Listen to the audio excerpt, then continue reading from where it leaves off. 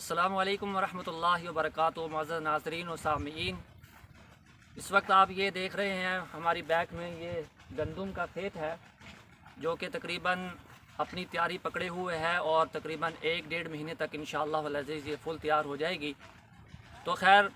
آج میں یہاں پر آیا تھا تو میں نے سوچا چلو یہاں پر آپ کو تھوڑا سا گندم کا کھیت بھی دکھا دیا جائے اور ساتھ میں الحمدللہ جو ہمارا سلسلہ ہے جو آپ کے ساتھ ہم شیئر کرتے رہتے ہیں وظائف کے حوالے سے، تو آج ہم دیکھتے ہیں کہ اس قدر گندم اور اس قدر بڑے بڑے لہلہاتے گندموں کے کھیت، اس کے باوجود آٹے کی قلت، اس کے باوجود غربت، اس کے باوجود مفلسی، اس کے باوجود غریبی اور اس کی شرح اس میں آئے دن اضافہ ہوتا جا رہا ہے۔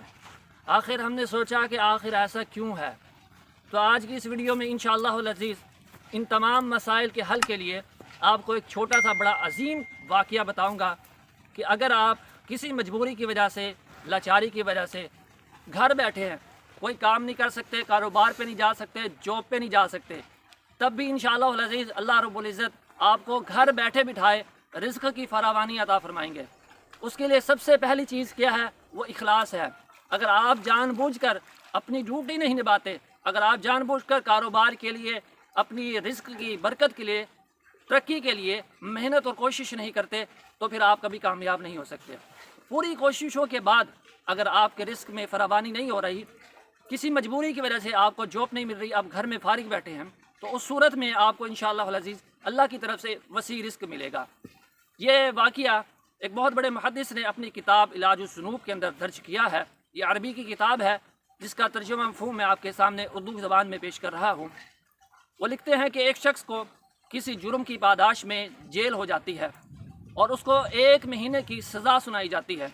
جیل میں جانے کے بعد اس شخص کو اپنے گناہ کا اعتراف ہوتا ہے، شرمندگی ہوتی ہے، احساس ہوتا ہے، اور وہ اس کا بیان کرنا ہے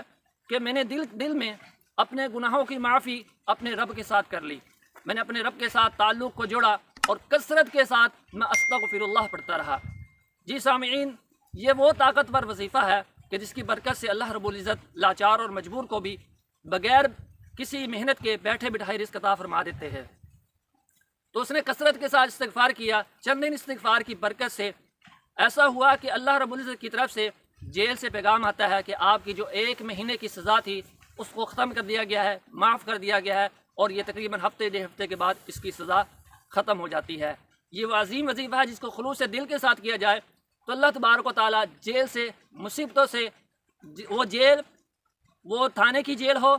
وہ پریشانیوں کی جیل ہو، اور رزق کی کمی کی جیل ہو، وہ پریشانی کسی بھی قسم کی جیل ہو، اس میں اللہ رب العزت رہائی عطا فرما دیتے ہیں۔ اس کے بعد یہ شخص کہتا ہے کہ میں جب جیل سے واپس آیا تو مجھے ایک سخی شخص کے ساتھ میری ملاقات ہوتی ہے اور وہ مجھے کافی دن مقدار کے اندر درہم و دینار دیتے ہوئے کہتا ہے چونکہ آپ کافی دن جیل کے اندر رہے ہیں جس کی وجہ سے آپ کا کاروباری نظام بہت زیادہ ڈسٹرب ہوا ہوگا، تو اس لیے یہ میری طرف سے آپ کے لیے انعام ہے، گفٹ ہے، یہ آپ اس کو میری طرف سے لے لیجئے۔ تو معزز ناظرین سامعین، اگر آپ چاہتے ہیں کہ آپ کو اللہ تعالیٰ برکتوں والا رزق دے تو کثرت کے ساتھ، اخلاص کے ساتھ استغفر اللہ پڑھتے رہیے۔ اللہ تبارک تعالیٰ ہم سب کے گناہوں کو معاف فرمائے، آمین ثم آمین۔ السلام علیکم ورحمۃ اللہ وبرکاتہ۔